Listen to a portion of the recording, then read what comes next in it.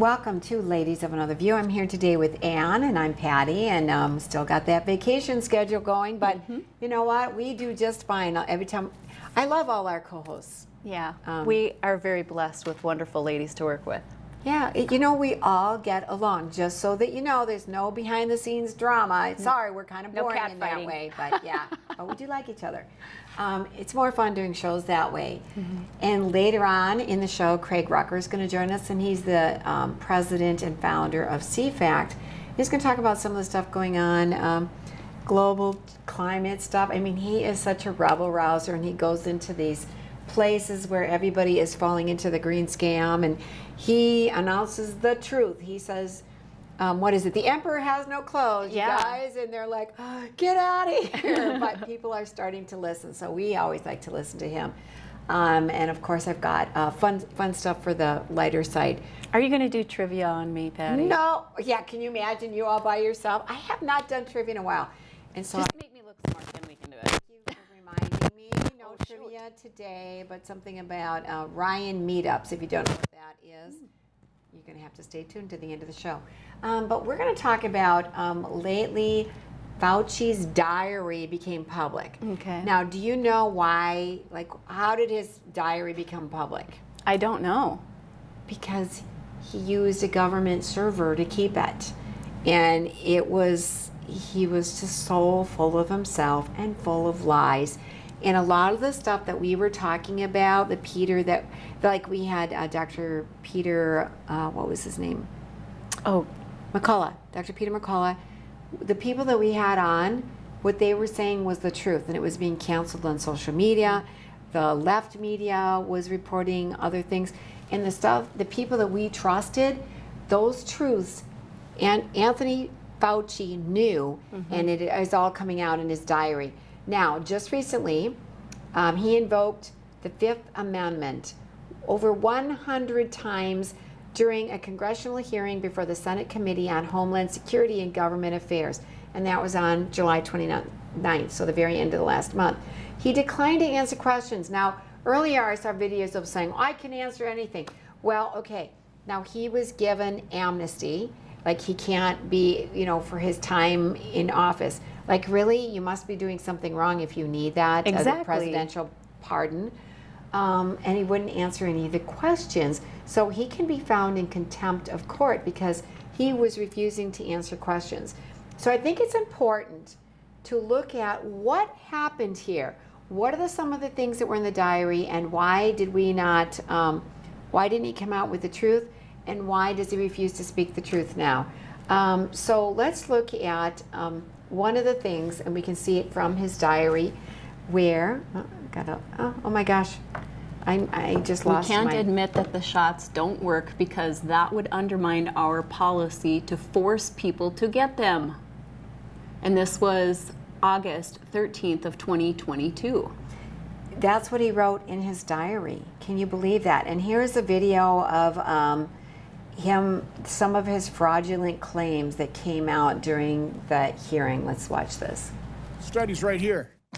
There was a website that was tracking the random controlled studies. Here they are, showing 60, 70% efficacy of ivermectin. The same day you say there's no evidence, there was all kinds of evidence. Loved ones had to go to hospitals, had to sue hospitals. Just, would you try it?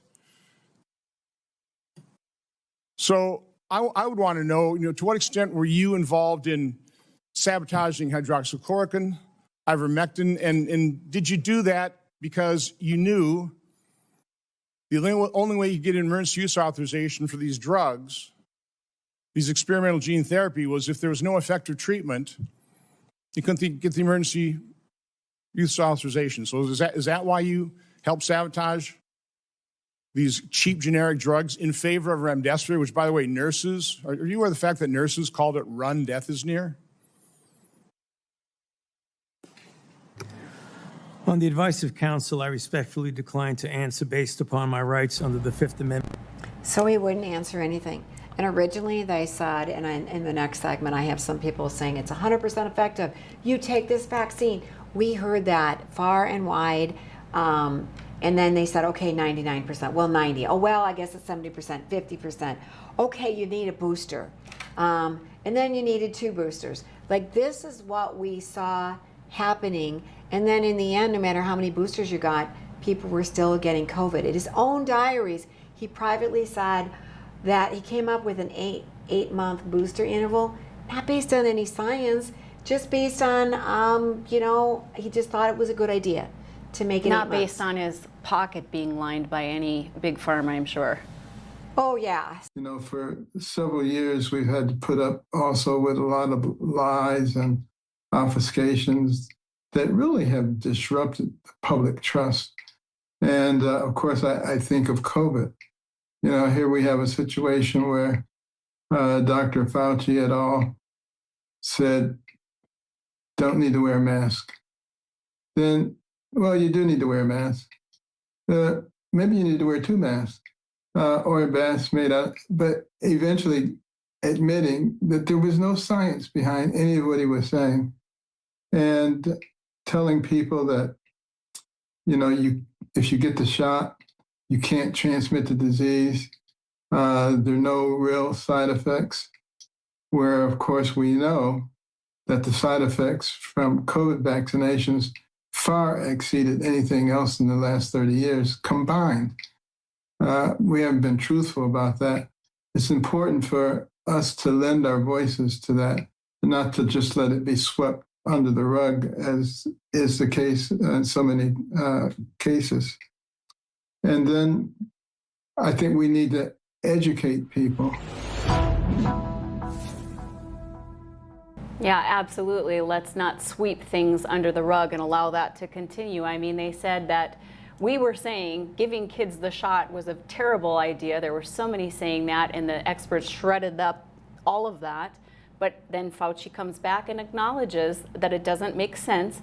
In his private diary, he says, while he's continuing to insist that kids under 18 make their parents give them the shots and these boosters.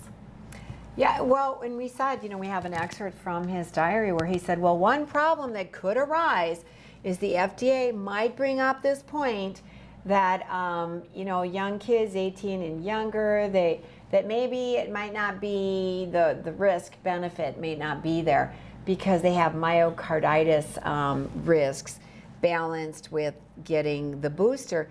But kids were not getting sick unless they had usually more than one underlying condition. They weren't getting COVID, they weren't transmitting it. Mm-hmm. It was amazing, thank goodness, that they really weren't at risk. But even though he wrote that in his diary, acknowledging that, he still was pushing for parents to get their kids the COVID shot and the boosters. And the other thing is that knowing that these myocarditis events, with the heart, were one of the risk factors. 5 months after he got the shot, he had such an event, but he didn't tell the public about it. He kept it private because he didn't want anybody to not get the COVID shot. So, I mean, it's ridiculous when the extent of his lies. Mm-hmm. Amazing that he was writing it all down in his diary because he wanted to write a book about it, and he put it on the government server. So that's why we had access to it. The government did. But I want to take a look at some of the things, just a little fraction of what was being said about the people that didn't get the COVID shot. That and more when we come back. We're not some big city operation with a call center that doesn't even know where North Dakota is. We're Beck, built and rooted in rural North Dakota. We're your neighbors, your cooperative, working together for more than 70 years to keep you connected to what matters most in your life. Our Beck Fiber is more than just internet service. It's what you rely on every day. And if you ever have a question, we're just down the road, ready to help. Beck Communications, committed to you because we're local too. West River Equipment of Mandan is here to help you maintain peak productivity in your operation. As an authorized dealer for many high-quality equipment lines, we have the new and used equipment it takes to make your farming, ranching, or construction operation profitable and efficient. West River Equipment also has the parts on hand and the experienced technicians in our shop to get your equipment back in action fast. Find what you need at West River Equipment on Old Red Trail in Mandan. Yeah, U.S. Cattlemen is a member organization that each member has a vote in anything we do with policy. We're representing the independent cattleman or the cow-calf guy or an independent feeder or whatever. We like to support the independent producer. We're talking about mandatory ID, we're talking about cool, we're talking about all the legislation that's going to be coming down with the new administration. There's going to be lots of moving and shaking, so always check us out at our website, uscattleman.org. Come on in and experience small town hospitality and the personalized care that makes car buying a pleasure.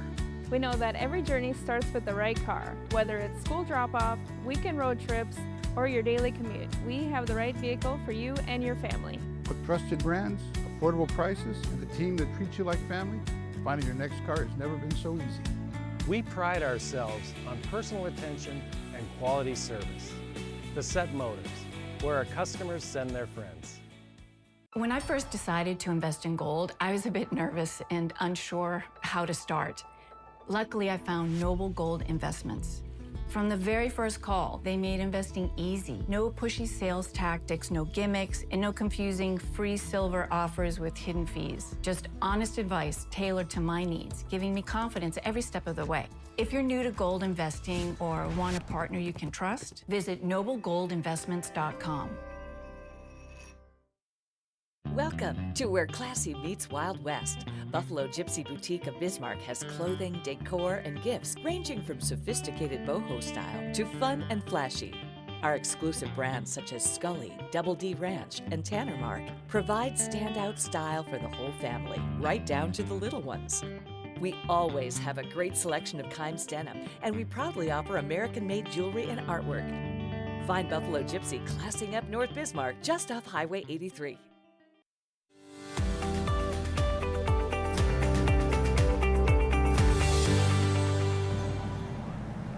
Welcome back to Ladies of Another View, and we're talking about what's been revealed in Fauci's diary, Anthony Fauci's diary, and also so Paul Rand, Senator Paul Rand, has really been hitting this hard. And a lot of you, if you read the left media, they're saying, oh, he just has an issue, he won't leave the poor guy alone. But we are talking about, look at these real world lies that affected people, and one was the job loss. Yeah. So many people in our military lost their jobs if they wouldn't take the vaccine. They were bullied. Yes. Fauci said, don't let them come back to work. Don't let them go to school. They got to get the vaccine. So let's look at this little clip with Rand Paul grilling him. Hydroxychloroquine. I would guess, not knowing your views on this, that you think hydroxychloroquine is a quack medicine. But let me tell you this. This is one of the many fights I had with Tony Fauci. Hydroxychloroquine, we now know going forward with all the studies, is number one, it's a very safe medicine. Number two, it's particularly effective for prophylaxis, which helps first responders. And number three, it has a decent benefit in the first 7 days of an infection. So I had 1 million tablets of hydroxy sitting in warehouses ready to be dispensed to the American people. And you take this to the bank, peers. If I had been able to do that, thousands of Americans would be alive. Now, where does Fauci come into this? And this is where the blame is. In March of 2020, Fauci in his diary, several diary entries, is on record saying that hydroxychloroquine is very, very safe. He wanted it distributed immediately. He wanted remdesivir to go through trials, not the other way around. And he was all for it. The politics changed radically when President Trump said, hey, let's try hydroxychloroquine. There was like this just mass insanity in the left-wing media. Fauci flipped with that, and he was part of the pressure on the FDA to prevent this administration and me specifically from being able to do what I did. So when you ask me, do I give any slack to Tony Fauci, I say, absolutely not. It horrifies me to think that people aren't being held responsible for the deaths and the way that they have completely changed the trajectory of so many American lives. You know, before they even had the vaccine, and we had Tammy Clark and Kristen Megan Kelly on, and they were warning people because they used to work in pandemic preparedness and help hospital personnel in the proper use of masks. And they were saying, for one thing, you wouldn't use masks that way, and the other thing, one of them had a relative that worked with the pharmaceuticals, and they said, oh, they have to show there's no treatment, because if there's treatment, then you can't get this emergency permission to push this vaccine through. Dr. Peter McCullough, who was very renowned in a lot of different areas, and he was the director of, I think, Baylor Medical Center, he was saying there's treatments. There's all these different treatments. And he got canceled, he got demonized, and that was even before the vaccine was out.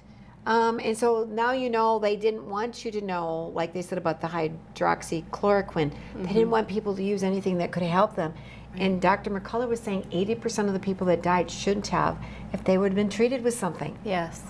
So many easy ways to avoid all of this. And I just, again, it's like another, you know, it's always the same playbook. Follow the money, follow the money. Now, who is going to be held accountable? And I'm so disappointed to hear that it looks like that might not happen again. And let's look at some of the stuff. If you did not get the vaccine, and I didn't, my goodness, the pressure that came down on people. Some people lost their jobs, like I was saying earlier. Yeah. But let's look at some of the things that were being said. You can't shame them. You can't call them stupid. You can't call them silly. Yes, they are. Those who are not vaccinated will end up paying the price. The unvaccinated should be taxed. They should pay more for health care. We need to start looking at the choice to remain unvaccinated the same as we look at driving while intoxicated. We're going to see, and I've said, almost two types of America. Dr. Fauci said that if hospitals get any more overcrowded, they're going to have to make some very tough choices about who gets an ICU bed. That choice doesn't seem so tough to me. Vaccinated person having a heart attack, yes, come right on in. We'll take care of you. Unvaccinated guy who gobbled horse goo, rest in peace, Wheezy. Pointing back to the unvaccinated who are really creating a problem in this country, every death that we are seeing from COVID could have been prevented. Literally, the only people dying are the unvaccinated. And for those of you spreading misinformation, shame on you. Shame on you. I don't know how some of you sleep at night. Yeah, it is a shame. How do they sleep at night now? Oh, just fine, because, you know, they just blow with the wind of whatever, they just go with whatever tale they need to tell themselves, is what I would have to say in many cases. Yeah. I mean, do you really hear people being like repentant or I'm sorry No. or coming back to your family members who you skipped Christmases with because of all of this? No. I mean, are they really informed even at this point? I don't think they are. I Yeah. think they still feel justified, and they're not hearing about Fauci's diary even. And the little bit that I read on the left is like, oh, why are they bullying this poor man? They still think he's wonderful, and they're not getting the whole truth. But that's why we get to cover it, and we can dig into it deeper. Speaking of digging in it deeper and getting the truth, we know the green energy scam, and we're going to have Craig Rucker on with CFACT joining us to talk about the latest in that realm. So don't go away.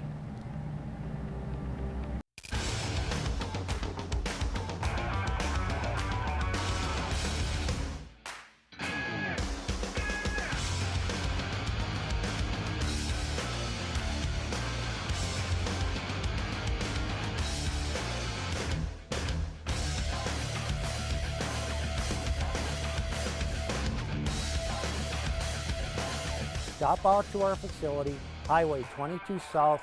Let us build a truck for you. When there's a storm on the horizon, you typically don't get a lot of advance notice. So you brace yourself as best you can and rebuild when it's over. Times like these are what insurance is for, the protection of our livelihoods, our families, our homes, and our lives. We support our community coming together in times of need. As an independent insurance agency, we tailor our services to your needs. At Dakota Community Insurance, we can help you weather the storm. Talk to one of our agents today.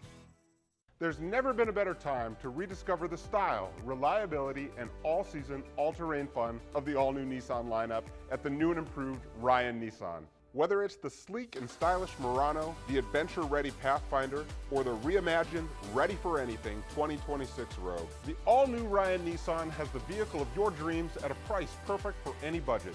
It's time to rediscover your passion for the road. It's time to rediscover the all-new Ryan Nissan, engineered to endure. Let's be frank, it's a pain to be without your vehicle after an accident. That's why you should take it to Jerome's Collision Center. Our shop is supersized, and we have the qualified staff to fill it up and work on your vehicle, step by step, piece by piece, in crazy fast time without sacrificing quality. When you need us, we'll turn your bad experience into a good one. We're Jerome's Collision Center, and we're the best at what we do. Hey, I'm Corey Heppola, and I grew up in a small town. This road used to be gravel. But a long time ago, I left to live in a big city. Now, I wonder... Just because we're small doesn't mean we can't have nice things. What would it be like to move back? Man, it's mad love up in here. So, I'm traveling to different small towns across the Midwest to find out. Because what do I really know about rural living? Oh. The people. If there is anything that you can say about this town, it's that we take care of each other. The innovation. So none of this equipment even existed. And the opportunities. It's like every year in the spring, there's always like a revitalization of just excitement. This is my town. Oh! Oh, jeez! You were close. 7 episodes. Sunday night, 6:30 on Beck TV.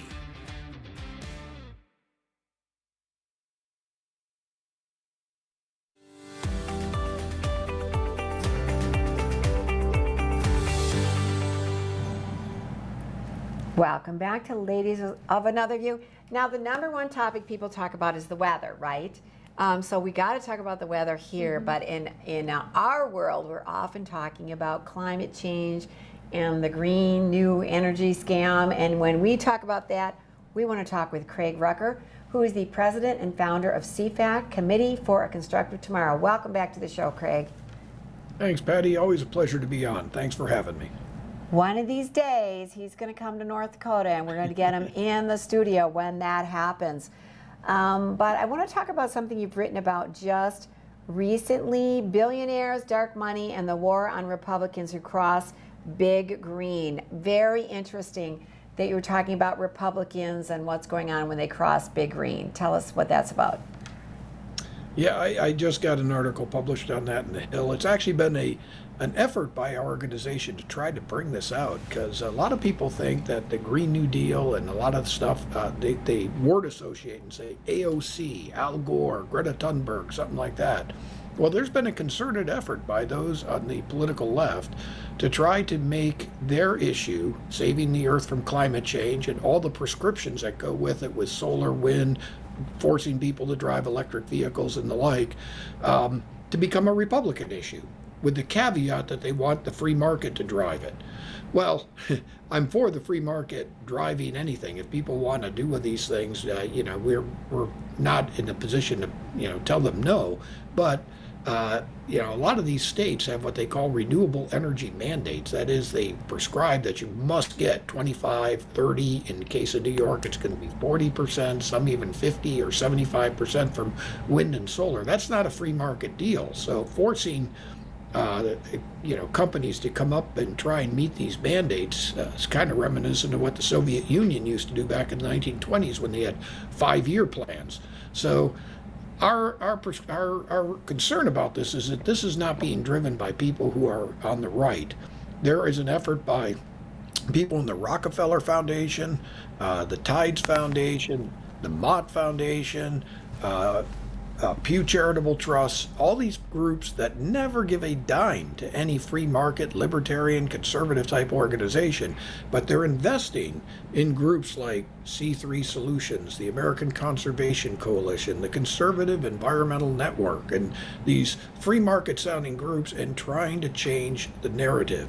Then you have another group called Invest for Tomorrow Coalition that's being funded by a number of people, but this one guy, Chris Larson, who works closely with the Sierra Club, that's actually entering into Republican primaries and knocking off Republicans who are giving opposition to the Green New Deal. People like Chip Roy, they actually successfully knocked off. They have like $15 million that they're going to be investing to get involved and convince those on the conservative right to start going along with the Greta Thunbergs and the Al Gores and others on what they believe is a climate crisis. And those Republicans that don't agree, they're trying to knock off, not by Democrats, but even by more lukewarm Republicans. So our organization's trying to call attention to that and telling, both voters and the populace, beware that there are a lot of wolves in sheep's clothing.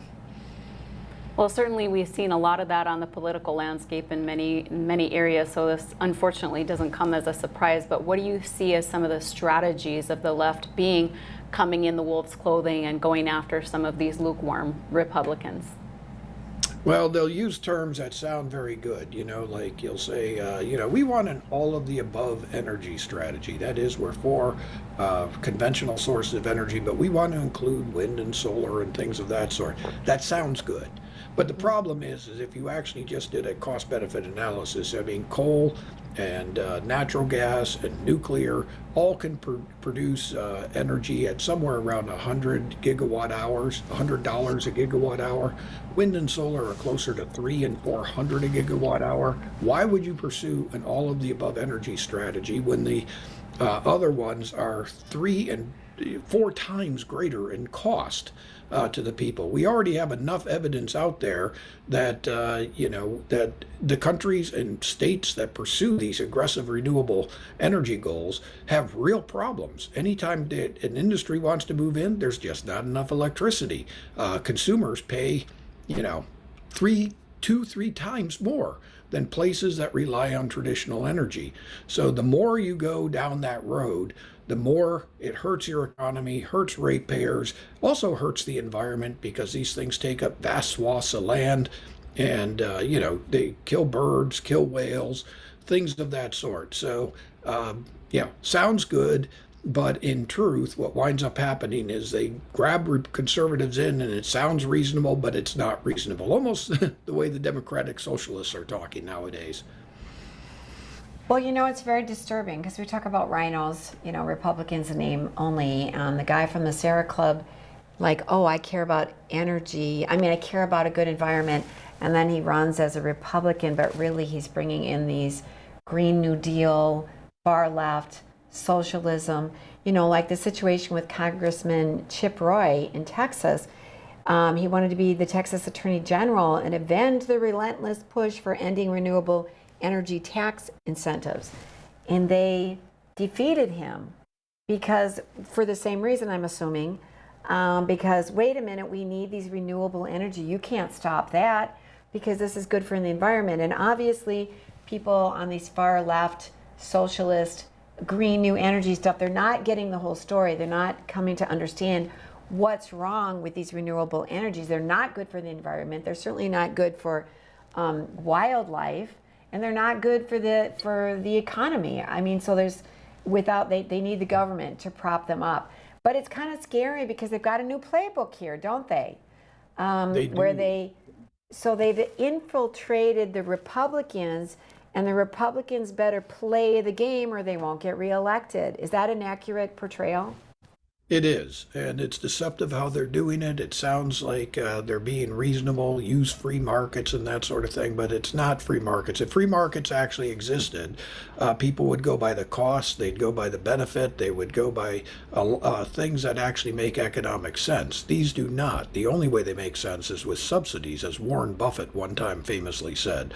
And remove the subsidies, these things go kaput. Now, there is a lot of money to be made on these, and I think unfortunately, for a lot of the Green Republicans, they're people that would invest in these because they see the tax credits and they see the monies pouring in to put these in, and they're attracted by that. Since there's now mandates we have to use it, they figured out an angle to profit from that. Certainly the Chinese have. As what was it? I think last year, 86% of all solar panels were manufactured in China. And those are the ones that, are really benefiting from this. And of course, it shouldn't surprise us that the Chinese have also invested in the green movement as they work through foundations like the Sea Change Foundation that goes off of Costa Rica, and it's a little money laundering, but it's tied to the Chinese government that is actually infiltrating our green movement to stop us from doing the types of energy development in America that would make us competitive with them. And they see the Greens as useful tools because they're the ones trying to stop our mining operations. They're the ones that are hampering our energy development and weakening our nation. So ultimately, you see these kind of bigger companies, some of the different ones that were mentioned, I forget just offhand, but Rockefeller, Bloomberg, all of these, it's really just a way to kind of hide the fact that they're getting a lot more money through these tax incentives and subsidies. Is that correct? That's correct, yes. And I think that, again, if you remove them, they don't exist. And we saw that with the offshore wind fight. Once the tax subsidies and they stopped getting state money and Trump cut them off, there were some 30 projects that were slated to be developed. There's only 5 that remain, and that's because they were already up and running for the most part, or well on their way to running. But the rest of them went kaput. And I do think in the Big Beautiful Bill, they gave until July 4th of this year that if they haven't broken ground, they won't get the subsidies. And I think you'll continue to see a lot more of these projects go down if they have not started operation already. You take a state like, even a red state like Oklahoma, where you had the governor there, I think his name was Stitt or something like that. He actually was very pro-wind. But you see all the new candidates that are coming up the pike there are all opposed to it. That's because there was a lot of grassroots rebellion in that state, and so they're turning course. We hope to see that red states will actually turn the tide and go the other way. It's very disturbing when you see, Oklahoma, Wyoming, all these different ones jumping on board to put energy in their state that doesn't benefit the residents. It actually just gets shipped to California and those who can't produce enough electricity to care for their needs. So, hopefully the tide's turning. Hopefully these Republicans will be called to account. And I do think President Trump has the right idea of how to get America back on the right track when it comes to energy dominance. So what are you doing in the political field to help voters or to help people understand, like our viewers, they know what's going on, thanks to you and us having people like you and talking about this. But for the people that just look on the surface and the candidates like, oh yeah, I'm for all kinds of renewable energy, I want, how are you cutting through this and getting the truth to people? Well, we appreciate shows like yours so that we can get to the good people of North Dakota and elsewhere to get out there. But so yes, we do a very aggressive media education thing. As I say, I just wrote an article that got out there and that'll be redistributed probably to a bunch of different publications. We run a very aggressive grassroots campaign too. And we've organized farmers, ranchers, and others in these states to actually protest on the state capitals about this sort of thing. And you can see that on our website. We also educate a lot of young people. We have a big collegians program where we reach out and operate on dozens and dozens of campuses across the country, sending out our material and having them do projects to try to educate their peers. We're a small nonprofit, but we do the best we can, and I feel we're hitting above our weight, but it's a big mission when you're going against these environmental groups. In fact, if you tallied up the top 10 environmental groups, they have a combined budget of over $4 billion with a B dollars. Wow. If you were to take the top 10 groups on our side, it would be well under 200 million with an M. So you're talking about a sizable disadvantage for those on the free market conservative side of the spectrum. Well, and it's always so hard and an uphill battle when you're dealing with big money. But I just commend you and all that your team is doing to help educate and really get the information out there. It's so pertinent. To wake people up. Well, speaking of waking people up, in Canada, they're waking up to Prime Minister Justin Trudeau sent them down the wrong bunny trail. So we're going to talk about that when we come back. Me and my son were making a switch to natural deodorants, moving away from the aluminum products, the unhealthy ingredients, flip the bottle over, can't pronounce anything on there. And so we started trying different products that were in the marketplace. And each one of them was really disappointing. And so we spent a year with our chemist working on lots of different versions of the formula until we finally perfected it, where, you know, the product lasts the entire day. It smells amazing. And our customers are extremely happy with, you know, the quality, the longevity, and the natural ingredients that we're using. You can go to masculinemanessentials.com, use code LADIES10 for 10% off, and we really appreciate your support.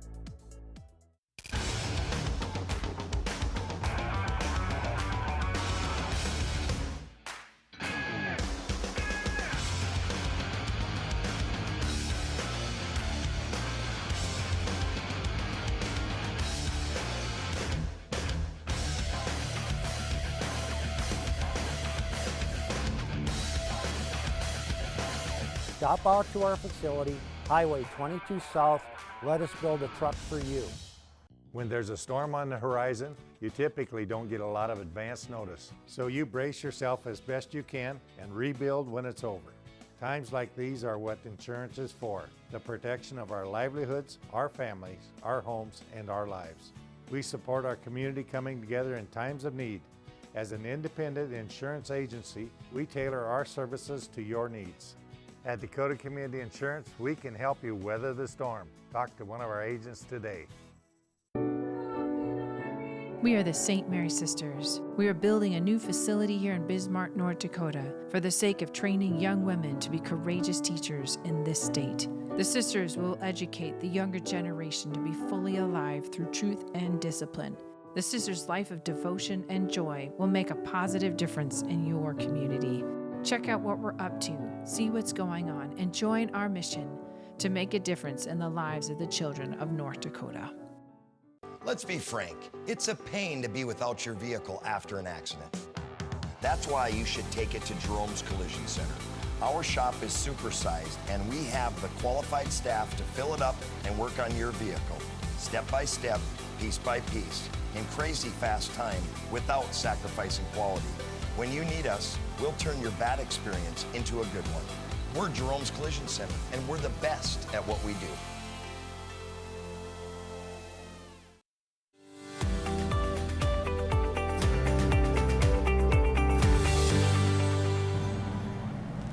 Welcome back to Ladies of Another View, and I want to welcome back our guest, Craig Rucker, who's the founder and president of CFACT, which stands for Committee for a Constructive Tomorrow. You should go to cfact.org and read what Craig and others have written about. And right now, you recently wrote about Canada, so I want to talk about that. How could Canada, the world's second largest nation, blessed with the vast natural resources, be starving for energy? And you wrote the article, Canada Rejects Trudeau's Energy Heirs. So Justin Trudeau, he did a lot of crazy things, and he definitely was into the, I don't know, climate brainwashing world. And so what did he put into place in Canada that now they're waking up to? Yeah, well, he set Canada down a road very similar to Europe, where he was trying to transition the economy to be kind of like a Green New Deal, where you increase your use of renewable energy, solar, wind, and the like, push for electric vehicle use. He basically did everything on the Green Playbook for a long time. Very importantly, in Canada's case, he actually was choking off what they got oil sands up in Alberta. That is just one of the biggest bastions of fossil fuel reserves in the world, and he did everything to choke it off. They needed pipelines to be able to carry their stuff to, through British Columbia from Alberta. He did everything he could to kind of stymie that. He was big into carbon taxes and cap and trade type deals. Fortunately, and more recently, Mark Carney, who also was a disciple of that, is realizing now that Canada's having issues, I think aggravated by the war in the Gulf, that he kind of is backtracking from that. And you're seeing him actually become a little more sympathetic to trying to develop the fossil fuel reserves in Alberta and get Canada back on track. So they're walking away. I think they're tiptoeing away at the moment because it's still a liberal government up there.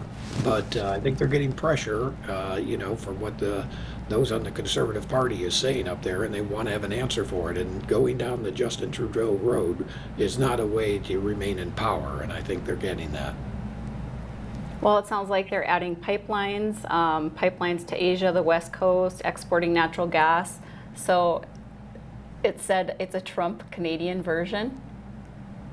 It is, actually. I know that the people in Alberta were very frustrated. We had an opportunity at CFACT. We would almost make it an annual pilgrimage to go up there and just hear the people complain. This is back when Trudeau was Prime Minister, about just how they felt that their industries were dying. He was doing everything he could to stop them, again, by not putting in the pipelines through British Columbia and the like. And there was even talk of secession. And I think that they have a vote or had a vote or something on that sometime soon, or they just had it. But they've been putting ballot measures on up there and doing what they can because they were that upset with Canada. And I think the tide has turned. I mean, Alberta, for those of you unfamiliar with Canada, is kind of the Texas of Canada, if you would. So they tend to go the opposite way of the Trudeaus and Cardis and those folks. So, I think he's trying to assuage this, get them back on a path that actually does sound a lot like President Trump. And, I don't know if they could ever reinvigorate the Keystone Pipeline or not. Probably not. But I know that that's something else that, was frustrated back during the Trudeau era that I think a lot of Canadians would like to see happen. Yeah. So I'm confused, and you might be able to help shed some light on this. So, okay, Mark Carney, that Canada has been kind of controlled by liberal politicians, but he's seeing the light because we're talking about industry development. Committee for Constructive Tomorrow cares about the environment, but they also care about the free market, about things that work, that make sense. And, kind of putting together what we're talking about right now and with the last segment, when you talk about Bloomberg and all these organizations that were built on big business, were built on capitalism, now taking a liberal stance and pushing the Green New Deal stuff. But we've got these companies that know what works and what doesn't. And I get it, there's the government subsidies they've got their hand out for and trying to finagle that. But why have they been so muted? The big business, the industries, energy companies, why have they been so muted by the left's lies on the Green New Deal? It's a good question. I think it's because they didn't get it in the pocketbook, but that's starting to change a little bit.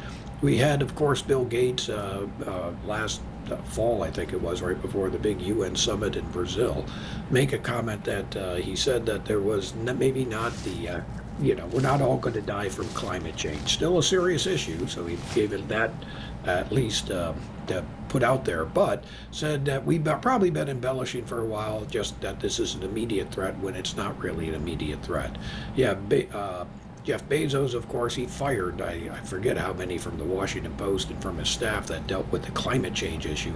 It's like 20-some staff members, or almost half of it, from the Washington Post and some of his other bureaus that work with climate, taking steps backwards. So you start seeing now that even people in that ilk are not going down quite as quickly the Green New Road. Now, a lot of this has to do with AI data centers because they're hitching their wagon to that, and they realize that the AI data centers can't run on solar and wind. So I don't know if this is coming because of any revelations that I think, about climate change not being a serious issue, though I think deep down inside, blowing smoke and hyping this a little bit much. We also have even the scientists now walking back from this RCP 8.5. This was an extreme scenario that said that the temperature of the Earth would go up like 3 degrees or 4 degrees. Now, even the UN admits, it's not going to go up anywhere near that, even through natural conditions. We were kind of embellishing just to get people to act. So when you get this type of line, you also have interest in trying to get data centers in. It's losing momentum everywhere except with the Democratic Socialists. They have 3 planks, and one of them is the Green New Deal. So I'll be curious to see what happens as we see more and more of these politicians from the Democratic Socialists enter the fray as whether or not this will start to also come not just from soft Republicans, but from extreme Democrats as well. Yeah, they'll just kind of change their tune as the environment will allow, or as culturally things will come forth. What about those who are touting and saying, you know, climate change is causing droughts and heat waves, and it's, you know, causing wildfires and all of this? What can we say to those folks? I just recommend that they follow us at CFACT.org. We put out every month something called a climate fact check. And we try to take, this is put out by Chris Martz, our young meteorologist, and he is just top notch. But he'll take, every time they hear of a drought, or take, for example, all the wildfires that are going on. Some in the east got blanketed with some of the smoke that came from Canada, or you hear the heat wave, for example, in Europe, and he'll put that in perspective. Actually, this may be a surprise, but 2026 may be the year of the least amount of damage caused by wildfires in the last decade and a half. And we show that data. Everybody thinks that it's going out of control. True, we have them in Washington State, had them in Canada. There's other places that are experiencing these. France, I guess, has some too. But two things about that. We'll point out first and foremost, despite some of these politicians saying this is evidence of climate change, almost always it's arson. In fact, 90% of the fires in the West are typically caused by arsonists, not climate change.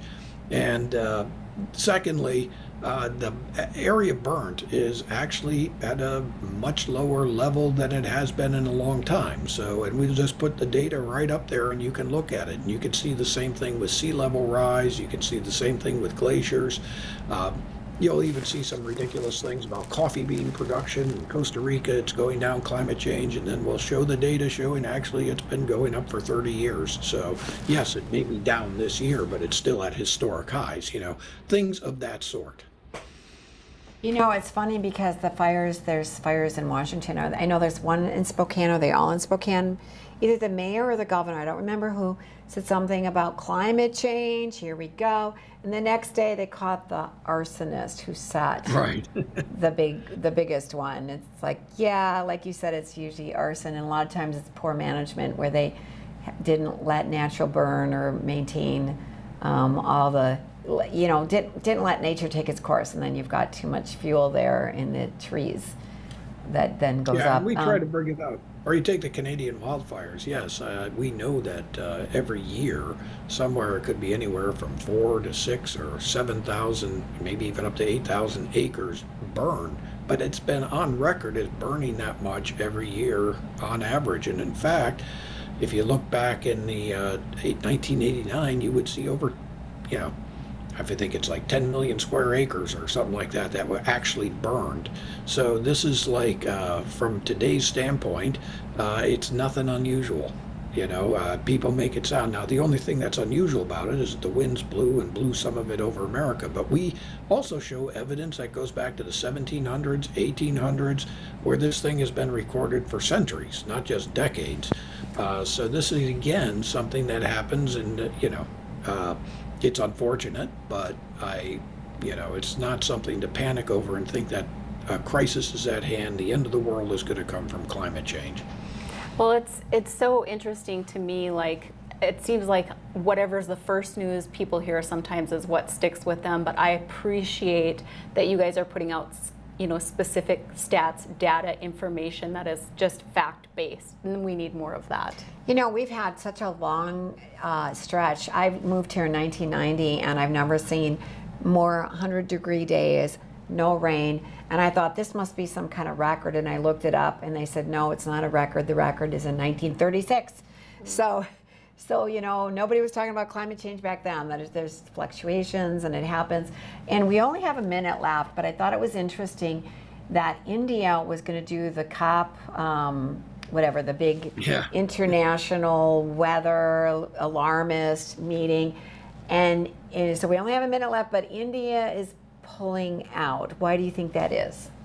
Good. We have an article up on that, and I know Vijay, the guy who wrote it, is from India. I do think Modi, the president over there is actually backtracking a little bit from the climate alarmist stuff, as are a lot of in the third world. So I think it has to do with that. They have energy expansion plans. India's a booming economy. They aren't going to be constrained by trying to sign on to what the UN wants them to do, no fossil fuels by 2050 or something like that. So I think they're having enough of it, and I think it's also a little bit of President Trump's leadership. So I think you see a backtracking from Argentina. You see a lot of these Arab states not going along with the program. Of course, they make their money on petrol. So I think they've just had enough. And, you know, the game's up. The UN has basically admitted it's been hyping the thing by walking back from the RCP 8.5 scenario, which said it was the end of the world. So hopefully this is a trend that continues. Yeah, well, I know it's a trend that you've been a big part of. So thank you for being a part of that and for joining us so often. We love having you on. And coming up next is the lighter side. You need to learn about Ryan Meetups. I never heard of it, but they're going for a world record, so don't go away. There's never been a better time to rediscover the style, reliability, and all-season, all-terrain fun of the all-new Nissan lineup at the new and improved Ryan Nissan. Whether it's the sleek and stylish Murano, the adventure-ready Pathfinder, or the reimagined, ready-for-anything 2026 Rogue, the all-new Ryan Nissan has the vehicle of your dreams at a price perfect for any budget. It's time to rediscover your passion for the road. It's time to rediscover the all-new Ryan Nissan, engineered to endure. Are you dealing with arthritis, nerve and back pain, dry skin, or superficial wounds, but found no relief? Give Stewart's Natural Health a try. For over 4 decades, Stewart's Natural Health has been helping people and animals with herbal and natural oil lotions, ointments, and creams with a mission to help you relieve pain and feel your best using the power of nature. Discover the safe, drug-free solution to your pain, guaranteed or your money back. Visit stewartsnatural.health today. Welcome to where classy meets Wild West. Buffalo Gypsy Boutique of Bismarck has clothing, decor, and gifts ranging from sophisticated boho style to fun and flashy. Our exclusive brands such as Scully, Double D Ranch, and Tanner Mark provide standout style for the whole family, right down to the little ones. We always have a great selection of Kimes denim, and we proudly offer American-made jewelry and artwork. Find Buffalo Gypsy classing up North Bismarck just off Highway 83. West River Equipment of Mandan is here to help you maintain peak productivity in your operation. As an authorized dealer for many high-quality equipment lines, we have the new and used equipment it takes to make your farming, ranching, or construction operation profitable and efficient. West River Equipment also has the parts on hand and the experienced technicians in our shop to get your equipment back in action fast. Find what you need at West River Equipment on Old Red Trail in Mandan.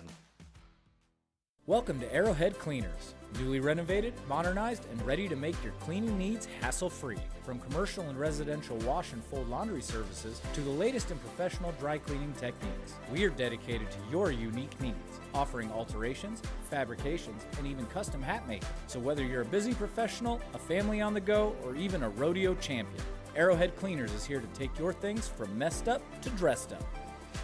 Now celebrating our 64th year in Arrowhead Plaza. Ashley, North Dakota is where life moves a little slower, but never gets dull. From hunting, camping, and fishing to safe streets where kids can be kids, this is the best of small town living. And Ashley offers everything you need, from healthcare to hardware to countless ways to stay active. Here, we've invested in our future with major upgrades to roads, parks, and education. Whether you're here for the day or here for life, you'll find Ashley's where you ought to be.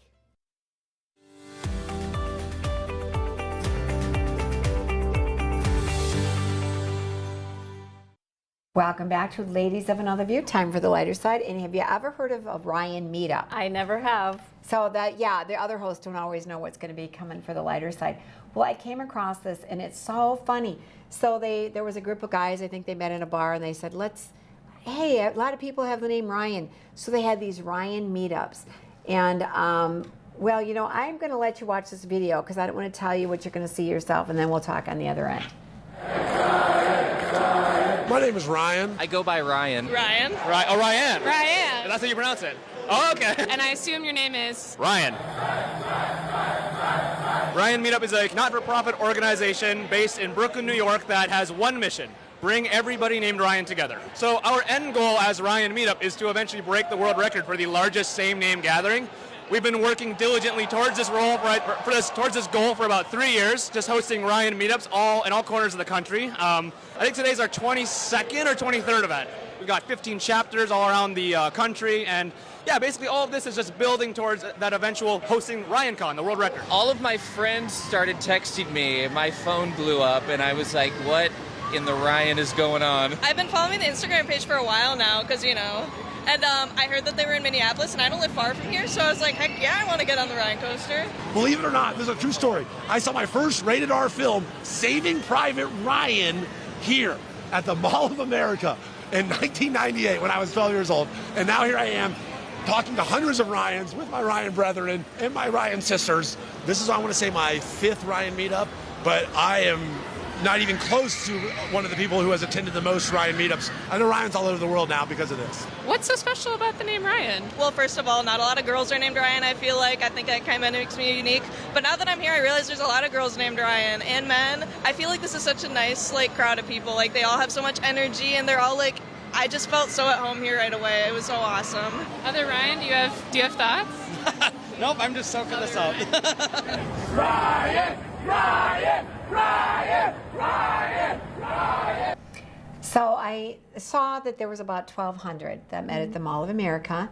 They want to go for the Guinness Book of Records. Ivan right now currently has the #1 of Ivan meetups from Bosnia. Oh, wow. Isn't that funny? Yeah, it is. I had never heard of anything like this before. Do you know any Ryans? Oh yeah, I know plenty of Ryans, and you've got those popular names. But I think what's cool about it for me is just seeing people come together and making just for a fun. sense of belonging, a Yeah. sense of fun, and just feeling connected. And a lot of people, we're coming up with names that nobody else has these days. And it's you kind of well, wait, I don't want everyone to have my name, but what a fun event. And Ryan isn't even #1 in names. So I wanted to look up what are the most popular names. Just listen, Ryan, don't have a Karen event. Don't do that. But Karen is a popular name. I was surprised. So look at this list. Ryan is only number 31 on the list. The most popular names, Karen is among the most popular names, but remember, it's all generations. So they're number 9 on the list. Mary, I have a daughter named Mary. It's popular, I think, for all times because it's from 1926 to 2025. So I don't know, in this more modern times what the most popular name is. But James and Michael and John and Robert, David, those are all more popular than Ryan. But Ryan only made number 31 on the list, but isn't it fun they have Ryan meetups? I guess it's pretty cool. It's not anything I ever would have thought of. We're not going to have any Anne and Patti meetups. I don't think so. I don't think that's happening. You know what, Anne? My middle name is Anne. And I think if you had an Anne meetup, you could count, if you had the number of people that had Anne as their middle name, I think we could win. Yeah, maybe if we put it all together somehow, or even just do an initials meetup. I don't know. I don't know what to say about this one. The only thing is somebody has to organize it, and I don't know. I'm not up for that. Are you? No thanks. I'll take no more irons in this fire. Yeah. So I guess we're just going to stick watching the Ryan meetups. But Right. what a fun way to get together. I think Michael, they could really beat some records. Oh Ryan, my gosh, a Michael meetup. Michael stands the test of time. What I noticed with a lot of the girl names, they kind of come and go more. Mary was #1. I have a daughter named Mary, and I've looked at the records, and Mary was #1 for centuries, I think. Yeah. But not so much anymore. So yeah, I don't know when people pick their name, but anyways, whatever your name is, thank you for joining us today, and we'll be back again next time with Ladies of Another View on Back.